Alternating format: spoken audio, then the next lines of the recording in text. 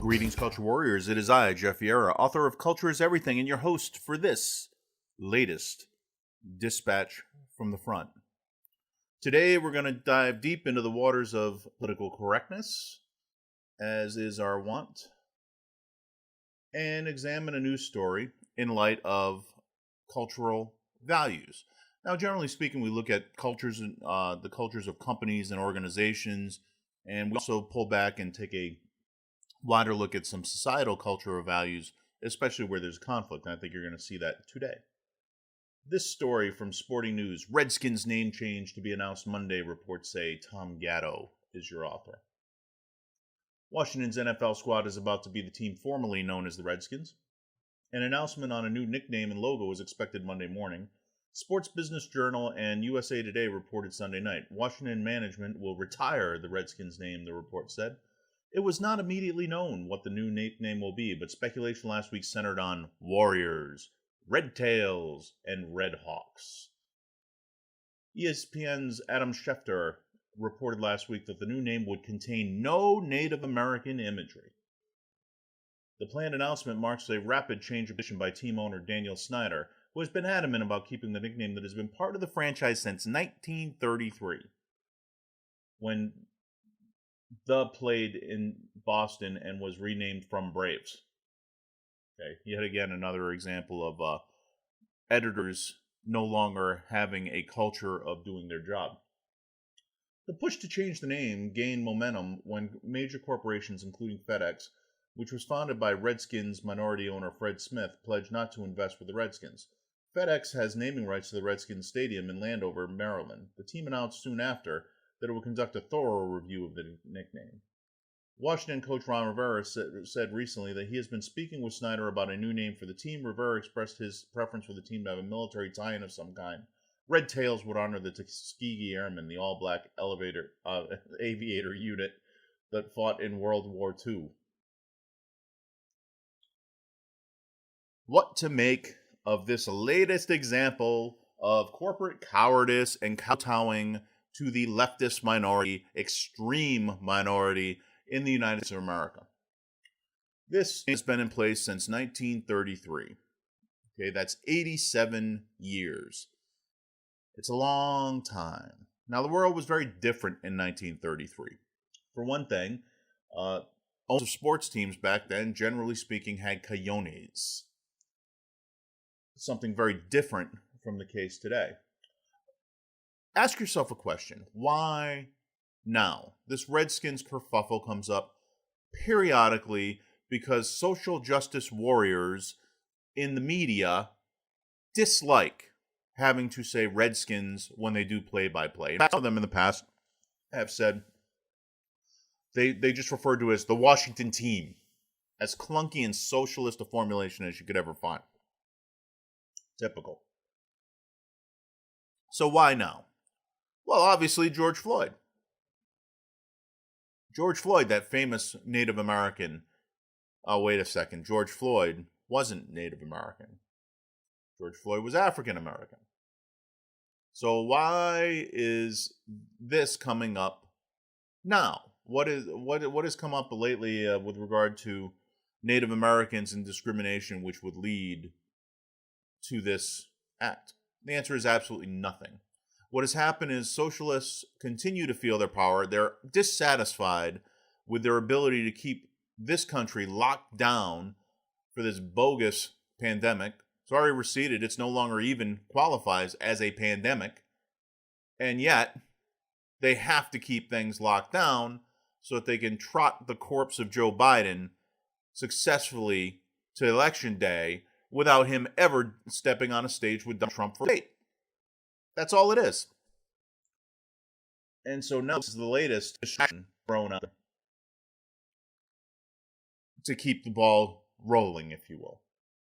Now, note also that there will be no Native American imagery used. The Redskins logo is an image of a brave warrior with a feather in his ear, similar to what you see for the Florida State Seminoles logo. in the team colors, that maroon and gold. Right? And there's a Native American spear that's incorporated into the logo. Well, that's going to be banished. So if we do red tails, God knows what we'll see there. If we do red hawks, it'll probably be some Disney-fied animal cartoon for the logo. Warriors, who knows, because you're not allowed to be, maybe it could be the social justice warriors. Then he could have a lovely goatee. He could have a facial tat and generally look like a simp. That would be probably the most appropriate choice. Why on earth, why did the Redskins become the Redskins in the first place? Especially the team from Washington, D.C. Why would they choose, having moved from Boston to Washington, why would they choose a Native American context for their team name and logo? What does it do for the brand, even in 1933, to associate yourself with Native Americans? After all, the Native Americans lost, right? We're told endlessly that Cortez and Columbus murdered 90% of Native Americans, killed a vast civilization in an act of genocide that has been impossible to repeat elsewhere in the world. So why would we capture in our iconography those people who were, in fact, the great losers of the discovery of the Americans by Europeans? Well, the answer is that Native Americans have been associated with a variety of very positive traits. One is courage, pure bravery. The physical courage of Native American warriors is undoubted. It's why the U.S. Army, for example, aims its attack helicopters after Native American tribes who are particularly known for their fierceness in combat. And that's a good attribute to associate with your football team. They don't give up. Native Americans are still among us. They're still an important part of the United States of America, of our citizenry, of our values. And so that tenacity, that perseverance is important. Native Americans are known to be loyal to their tribe. That loyalty and cohesiveness is something you very much want in an NFL locker room. So why wouldn't you want to have your team associated with Native Americans? And in fact, that's why so many sports teams harken back to some aspect of Native American culture. It is a sign of respect. Well, but how can you call it respect when they're saying it's Redskins? How can you do that? Well, you do that for the same reason that you can say that black is beautiful. That has been a long-standing tenet of people's embrace of African American culture, right? Black is beautiful. You remember that going all the way back at least to the 60s and probably before. So what's wrong if you can say black is beautiful? Then what is wrong with naming your team the Redskins? Would it be any different if you call them the Blackskins? I don't see the difference. Redskin is not being used as a pejorative. It's being used as a sign of respect and as part of our collective memory of our nation's history. Now let's go back and right some historical wrongs quickly with regard to the European discovery of the Americas. Is it true that when the Europeans came, 90% of Native Americans died in the years immediately following? Yes, from the evidence it appears to be true. How did they die? Did Cortez and his 100 or so conquistadors just become the new Alexander the Great in the New World? No. Did Columbus, with his band of traders, Traders for you anti-Italians,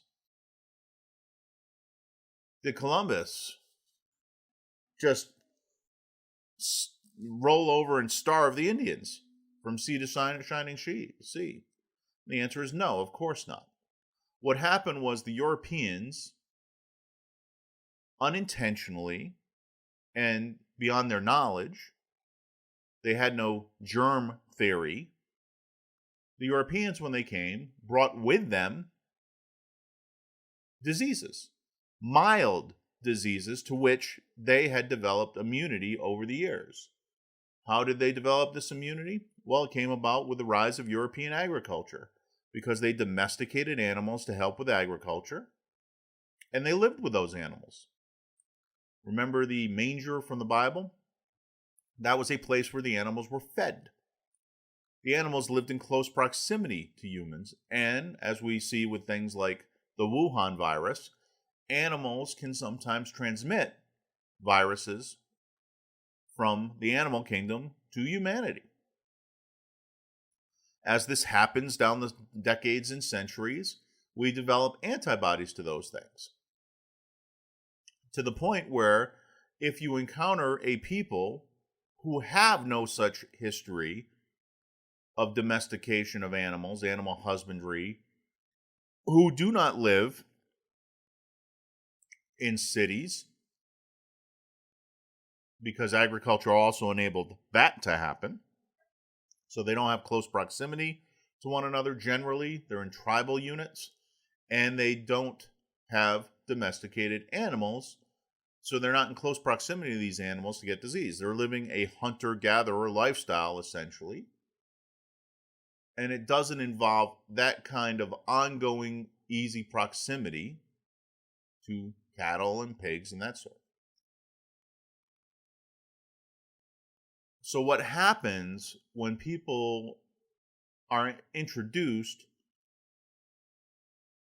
to germs that they have never been exposed to before? Well, they get sick. And even though to the Europeans the symptoms were mild because they had at least partial immunity to the varieties of disease they were being exposed to, this was not true of the Native Americans. Now, why did the Native Americans not develop agriculture in any serious scale? Well, it's pretty simple, because there were no domesticated animals in the New World, in North America in particular. Why was this the case? How could this happen? Wouldn't the animals have crossed over the land bridge and populated those areas and everything?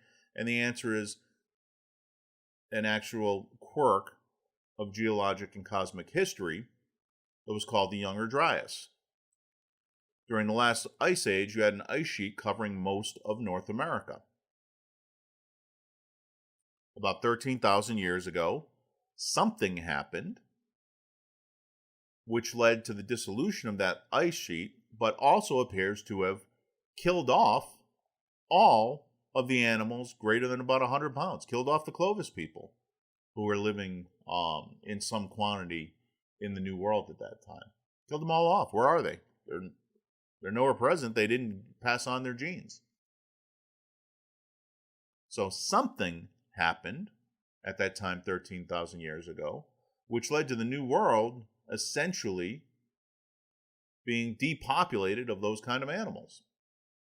So it's not the case that the Native Americans couldn't adapt to agriculture. Indeed, they did once they were exposed to it. But it was they didn't have the... it wasn't they wouldn't. It wasn't that they were incapable. It was that there were no domesticated animals with which to do it. So, absent contact from another civilization, they never would have developed agriculture. They would have always maintained with rather more pristine immune systems than their European counterparts. Here's the other thing to consider. If the Europeans had not discovered and colonized the New World in the 16th century and 17th centuries, well, the Asians would have. You would have seen people coming down from, say, Russia or Japan or China and colonize the New World. And guess what would have happened when they did? Well, they have a similar history to the Europeans with regard to agriculture and domestication of animals. And so they would have exposed the Native Americans, this time from the West, rather than from the East, with pathogens that they had not been exposed to before. And the result would have been very much the same. This is simply the fact of life. And so was it intentional that they did this? No. In fact, it wasn't even until the Siege of Quebec in the mid-1700s that the British engaged in germ warfare using smallpox. You see, you have to understand the disease well enough to know how to use it for nefarious purposes. That was long after Columbus and Cortez. Centuries. So no, they did not murder the Native Americans. They sought to trade with them. The first settlements, especially the lost colony at Roanoke, sought the assistance of Indians. The idea was never to simply show up and conquer the New World. It was to establish trading outposts and find new goods that you could bring back to European markets and new markets for European goods. That was the whole point. It was similar to what was done in Asia, where you see the Portuguese first taking up positions on islands in harbors so that they could effectively trade. You know, it was just logistically impossible to move large quantities of troops that far at that time to have any notion of simply conquering everyone you found. Don't forget, it was also unknown to them. They had no idea how many people were out there. They were constantly surprised by threats, and they were harried by very small bands of Native Americans. Why? Because Native American warriors were brave, they were strong, they knew how to fight, and they weren't afraid to fight. All attributes that bring us back around to why you would want to name your team after something associated with Native Americans. But no longer. Native Americans have been polled as saying 80 to 90% of them are not offended by the Redskins name, because they know whence that name came. It came from an effort to honor their ancestors. So when 80 or 90% of people agree on something, well, that should surely be ignored because white leftists are made uncomfortable by it. And that's what this really is all about. It's got nothing to do with the various Native American tribes. It's got nothing to do with American history. It has everything to do with white liberals needing to cave in to the white leftists who have taken over the Democrat Party. This was on the list, therefore they do it. It's that simple. But I would like to recommend, in the spirit of collaboration, I'd like to recommend that the Redskins adopt a team name which would be more in keeping with their present culture and which would honor the color scheme of maroon and gold that they have chosen and worn since the earliest days of the franchise. What would you make of the Washington Yellow Bellies?